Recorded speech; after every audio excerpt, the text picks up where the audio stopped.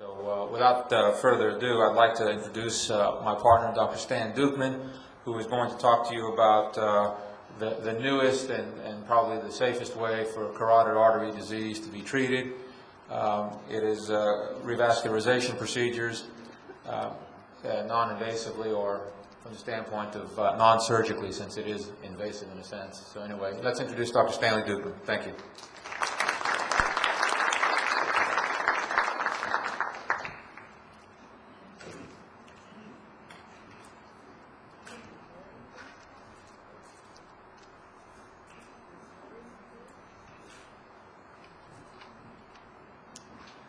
Good morning, everyone.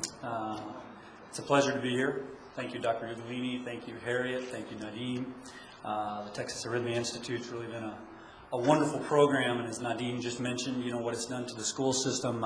I'm very proud to be a part of it and get to have this talk with our patients and our colleagues. I was given specific and strict instructions from Miss Laura Hansen that we are to use street terminology this morning. And so any terminology that a kindergartner can't understand or a person on the street that we don't know their education has to be able to understand what we say, or else everybody walks away not knowing anything. So I said, all right, because Laura has been here since the golf tournament, since the dancing, and since all that stuff, so she kind of has a little bit of priority with regard to what we do up here. So Laura, I'll do my best. This morning I'm going to talk about carotid artery disease. So carotid arteries, those are the arteries that come off of the big vessel that comes out of the heart, and they go up to the brain. And the carotid artery, there's one main trunk artery, and then that gives a branch off called the internal and the external carotid artery. From here on out, I'll try to leave those terms out. We'll just use them as the vessels going to the brain. And there's one vessel in particularly that's important in that, and that's the common that goes into the internal carotid. I know many of you have heard about this other vessel that goes to the face and does all those things, but there's so much blood flow in the face and the brain from other arteries that that's not necessarily that important, so we can kind of get away with doing a different technique. So we're going to give it a shot here. There are certain slides I'm going to skip just because they'll bore you to tears, and we'll move on from there. So a stroke. What is a stroke? Everybody says, you know, a stroke is, what is that like? Is it like a heart attack? Well, really it is. It's a brain attack. Essentially, it's a portion of the brain that is lacking oxygen, which is from a lack of blood flow usually. And there are different ways that we can have a stroke. We can have a stroke from a bleed, where an artery or a small little artery up in the brain may have a weakened vessel that ruptures. Then there's blood that gets out into that area, and because of the pressure there, it actually impinges upon the vessel and preventing blood flow from that vessel out to the tissue of the brain. So that's the hemorrhagic stroke right here. That accounts for approximately 15% of all strokes, at least that we know of in the United States. Then there's the ischemic stroke, and the ischemic stroke, that's more along the lines of classically what we talk about with heart attacks. Ischemic just means lack of oxygen. It's a lack of blood flow going to the tissue. It's a lack of oxygen. This type of stroke typically comes from either a blood clot that formed in the brain or a blood clot that may have come from tissue that has come from a different source. It can come from the artery that we were speaking of earlier. It can come from the heart. So many of you probably have atrial fibrillation. And you know that Dr. Nasser, Dr. Rami, and the rest of us are real strict about trying to keep you on Coumadin and why we want you on Coumadin and things like that. Well, this is why. Because it prevents strokes. Off the Coumadin, roughly 6% of patients per year will have a stroke. On the Coumadin, it drops below 2, roughly, in those numbers. And here is the other, you know, the confounding thing that goes with this is you see that the 30-day mortality after a stroke, the CVA is a cerebrovascular accident, another word for a stroke, another term for stroke. 30-day mortality, that means your chance of death after a stroke within 30 days is 17%. Chance of death after 5 years after a stroke is 40%. And 15% of patients after a stroke have to be institutionalized for some period of time. And 30% require help at home. They cannot perform their activities of daily living by themselves. So it's really a devastating disease process. It's a devastating result that we need to do everything we can to prevent. Just some quick facts about the strokes. Third leading cause of death in the United States. Once you've had a stroke, there's a 14% increased risk of stroke within 1 year of that. This is the thing that's amazing. In 2005, the numbers were that stroke costs the medical system $56.8 billion. Strokes alone. 30% of those strokes are estimated to come because of the carotid arteries, disease within the carotid arteries that then migrates to the brain, causing the stroke. That's roughly $19 billion. And the reason I'm making a big deal out of this morning is because it's a large percentage of those are preventable. So that's what we need to work on. Here are the risk factors for stroke, and we're not going to go through this whole list, but you'll see here there are a number of things which you're going to hear about later on today by the other speakers, and the reason that the Texas Arrhythmia Institute has chosen some of those topics is because they're very important not only for strokes, but they're very important risk factors for coronary artery disease, disease of the heart, disease of the vessels going to the legs, as well as this. So you'll see them occur over and over and over. Blood pressure control, patient's age, we can't really control that. That's just going to happen as we go on in life. But if we control the other risk factors, hopefully we reduce the chance of these things happening. Diabetes. All these you can see, I'm not going to go through all these, we'll bore you. Transient ischemic attack. This is another term for a short-term stroke. And what this means is you have the symptoms of a stroke, but they resolve completely within 72 hours. Otherwise known as mini strokes, of which you have heard. Symptoms the same as a stroke, they're temporary, like I said, and no residual deficits. It is an indicator of future strokes. That's the problem. So when someone has a transient ischemic attack, let's say you're at home and you have symptoms which are consistent with a transient ischemic attack, and it goes away, and you think, oh, that was nothing. I must have just had a little, a little something, a little this. My right side or my left side was a little bit numb, but, was this that? You really should make sure you get checked out and checked out soon, because that may be just a forewarning of something that might happen later on. And so here's the anatomy lesson. To start out, we're going to do a couple of these, but here is the artery that's coming off of the aorta, the big vessel coming out of the heart. And then you can see how it goes up straight like that. That's the internal carotid artery. That's the one we worry about fixing. And this is the external carotid artery, which gives a bunch of branches off to the face. It's because of this little plaquing in here that we get this turbulent flow of blood. This turbulent flow of blood can then disrupt this plaque, causing more cells to come in here. It gets calcified, it gets bigger and bigger and bigger and bigger until it's almost to the point of occluding off this vessel.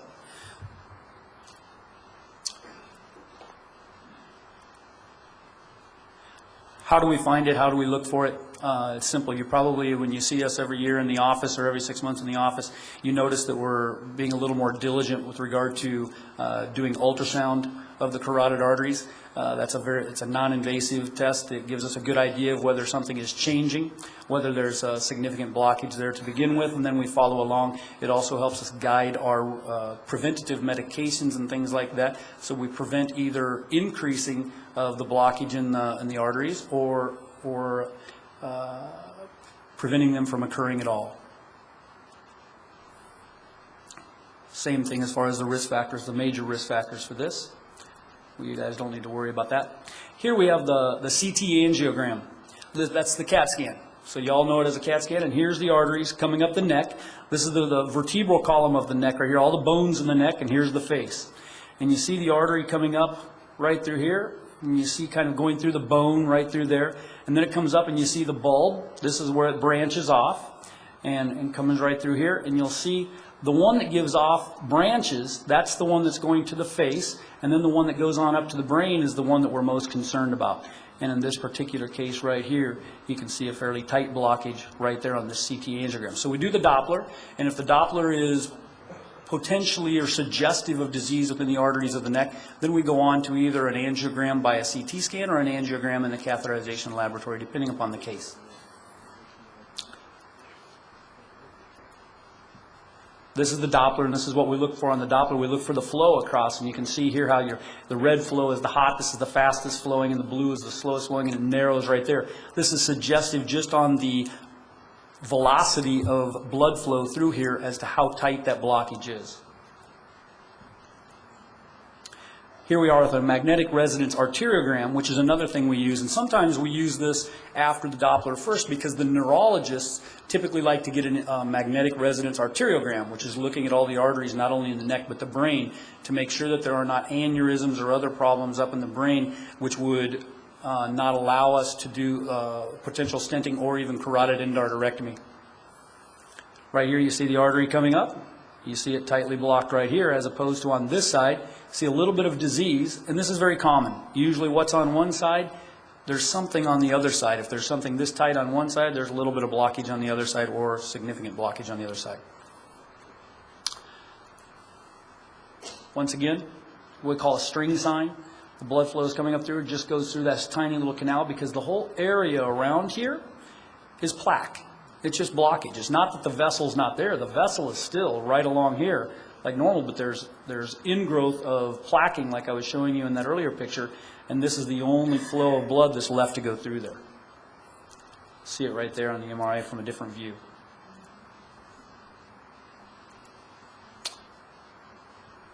I've kind of already touched on those things. We'll get to some pictures now so I don't keep boring you.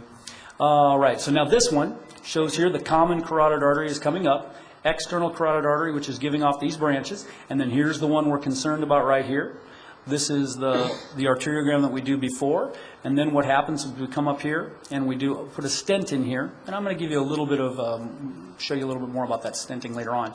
The other way of repairing these, which you may be more familiar with since the stenting is rather new, is the carotid endarterectomy, which is a surgical approach like Dr. Lowry does. And the difference there is they do an incision. They make a little bypass around the blockage. They make an incision in where the plaquing is right here. They clean that all up. They put a little graft over it. They take the bypass off and they sew it up and it's fixed surgically. That is still considered today the gold standard, the tried and true way of fixing carotid artery stenosis. There are certain patients that are not good surgical candidates. And those are the patients that originally were the ones that we were doing the stenting on. Now we're looking at the numbers of strokes related to the different procedures and seeing if the stenting is just as safe or possibly safer than the surgical approach.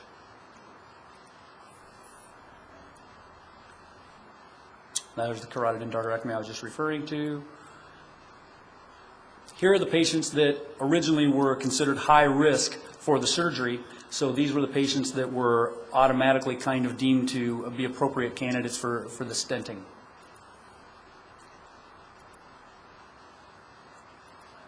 I'm going to skip through some of this stuff so I can show you some pictures. I was also told pictures are good.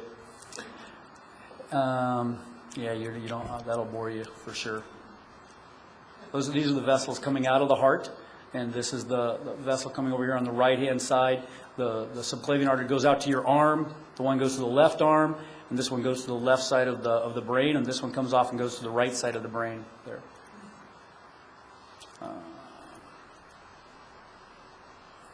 Once again, here we go.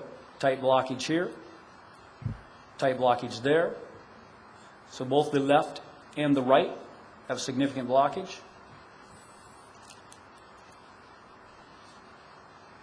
Once again, right here, tight blockage there, some disease right here with a little bit of what we call a little aneurysm, a little bulb type look right there.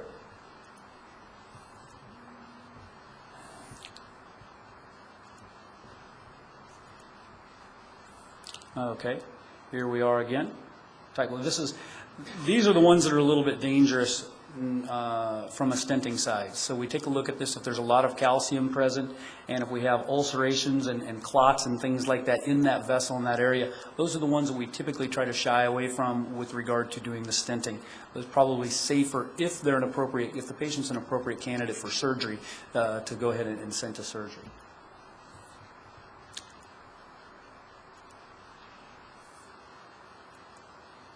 I think that's enough of that. And now I'll show you a little more detail with regard to the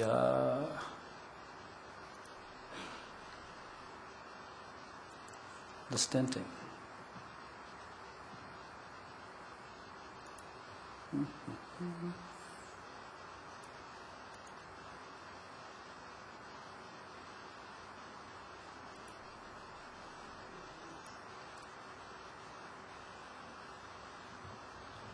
There we go. down.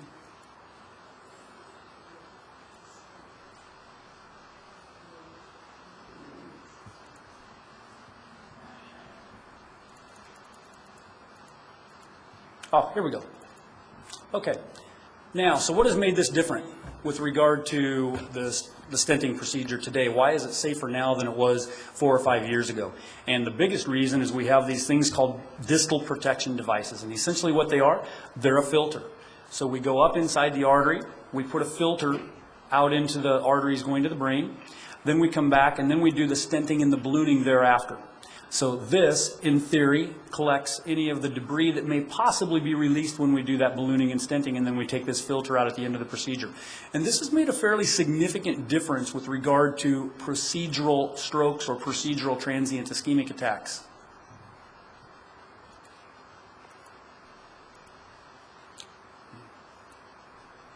Just a different type of filter.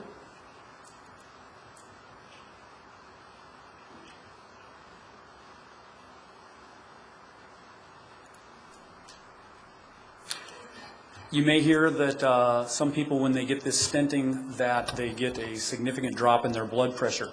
And that is true, because when we kind of dilate or touch this area of the arteries in the neck, there's a large feedback that goes to the brain, and then that goes out to the heart. And that sometimes can cause the blood pressure to drop rather dramatically. That's why we keep an eye on the patient in the hospital for at least 24 hours, oftentimes 48 to 72 hours. With time and stimulation, the brain starts to accept the fact that there's an increased blood flow, and then it acts accordingly and allows the blood pressure to come back up to normal.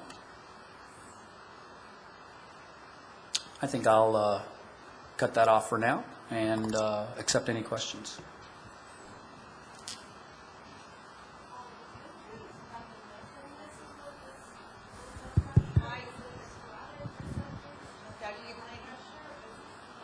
Yeah, Dr. Ugolini was asking to explain the mechanism by which the blood pressure drops. And the reason that is the carotid bodies, which, and I promised I wouldn't use those terms, that area of the artery right in here where we get that disease in the bulb, right in this area, it's called this body. And there's all kinds of sensory nerves there.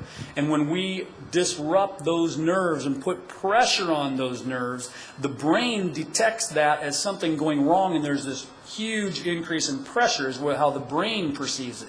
In reality, it's not this large increase in pressure, but the brain, in order, Mother Nature's way of protecting itself, sends out signals from the brain down to the arteries in our limbs and our heart, trying to dilate them to drop the pressure. So then we falsely give medication to maintain that pressure until the brain once again realizes, no, the pressure's fine. It was just something that was coming from stretching that artery and that sensory area. I got lost. I'm sorry. I got lost in the discussion when you used the initials EPD. What do they stand for? Oh, no, that's a distal protection device. That's the filter. It has nothing to do with me. No. Nothing to do with the patient. That's the protection device. That's why I wasn't going to use those initials and just kind of talk you through that filter. I'm sorry. This slideshow is designed. I go to family practitioners, internal medicine, and cardiologists that are not doing this to let them know we can do this too. So some slides are a little more complex than I wanted to get into today. Nothing else?